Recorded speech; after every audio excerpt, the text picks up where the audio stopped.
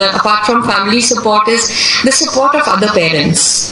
Through the worst of times I've had some parents who are standing by me, and I think if all of us stand by each other, it can make our life much more easier, our struggle for life. What is the most important change, do you think, that is required in the social mindset to help people support and accept children? It's also important for the society to accept children with disabilities, and give them equal opportunities. Very often, they get double disadvantage, A, because of their disability, and B, because they are denied all the opportunities that a child whom we call able-bodied gets. I think they are very much part of the community, and we need to give them their right to be a child, right to education, right to employment, right to being happy and live a dignified life. Very often I find people telling them, oh, poor things, it's more of a charity kind of. There are different attitudes people have towards them. Sometimes there's a lot of rejection. People think that this has happened because of their karmas. They did something bad in their previous life, which I think is absolutely ridiculous.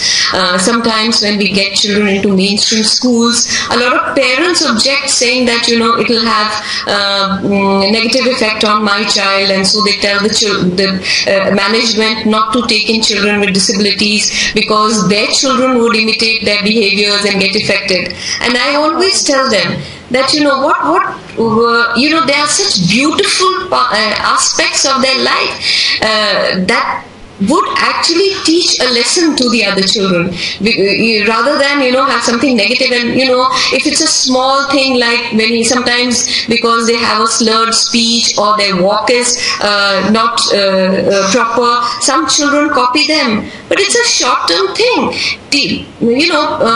Parents make such a big do about sometimes when these children are integrated into mainstream schools, and they they stammer or they don't speak well, and the other children copy them. They go back home and copy them, and there's such a big noise in the school the next day. And I always tell them that, don't you have a old grandmother who uses a stick and she walks? Don't these children copy her? So many times we do so many things at home the children copy, and is it going to ruin their life forever if they have a grandmother who's using a stick and a child uses a stick and imitates?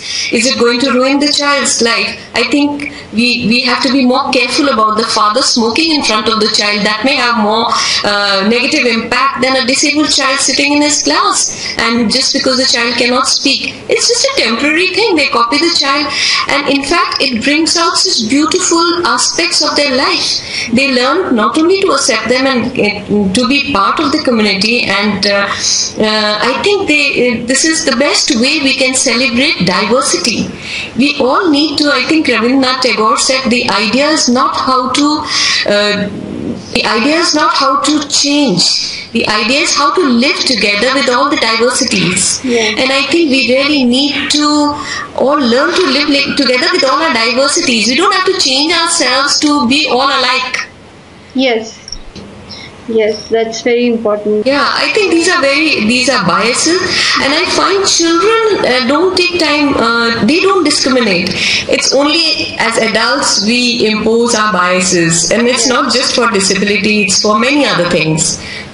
Whether it's socioeconomic status, it's us. It doesn't matter. I mean, to them, if it's a poor person's child or a rich man's child, doesn't matter. Children are children. They can play together. It's just we are the ones who impose our bias and say you shouldn't be playing with this one and you shouldn't be playing. So similarly, we impose our bias about disability to the society. I would say that they are people like you and me. We need to accept them as human beings and not just keep looking at their disabilities. Also have time to look at their abilities. What a beautiful, look at the challenges that they're coping with. Look at their spirit. They are putting in so much more than what we do to even just do basic things of life. And look at them, even then they want to come forward in life. All we need to do is give them an opportunity. So any advice you would like to give to all parents on how they can contribute in helping children with special needs? I think everybody doesn't have to start a school or anything, but we can all be little ambassadors for our children. The way we understand our child, if we can get others to understand, I think because a lot of misconceptions can get the society to understand our children better, to clear their misconceptions. So I know it's very challenging. This is what the children have taught me, and my son has taught me, that when something is difficult, you don't give it up, you only try harder. And I think we all really need to do that. And in our own little ways, we can support each other, because definitely there are times when we all have our ups and we have our downs. And you know, if you find a parent who's going through the down, I think we can, as parents, understand exactly what's happening in their life, and at that time be by their side. Yeah. And I think give an opportunity to our own children. We really need to. Many a times parents themselves don't give opportunity to the children. They presume that, you know, this child is there for them to take care of, and all their lives now they have to take care of this child. God has given this as punishment to them, and they have to go through this punishment. I think it's very, very unfair, because can you imagine what a child would feel if the parent thinks like that of the child? The parents themselves at times are an obstruction to giving their own child an opportunity. They don't realize their ability. They just want to patronize and, you know, nurture them all the time. They prevent them from going out into the world. They're so scared that something negative would happen to the child. But if that's it, let the child face it. Let the child come out in the world and face the realities.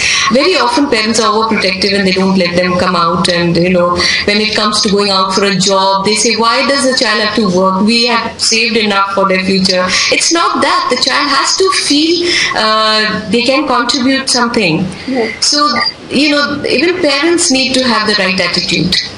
Yes. So these were the main points that I wanted to get across to other parents and to myself also, because I am also a mom and I wanted to learn. And I'm so thankful to you for joining us and sharing such inspiring story and thoughts with us. And Smart Mom salutes your spirit, and we look forward to more interaction with you in times to come. Thank you so much. It was such a pleasure, Sonia, and I'd really like to know of many more mothers that you are putting us together with.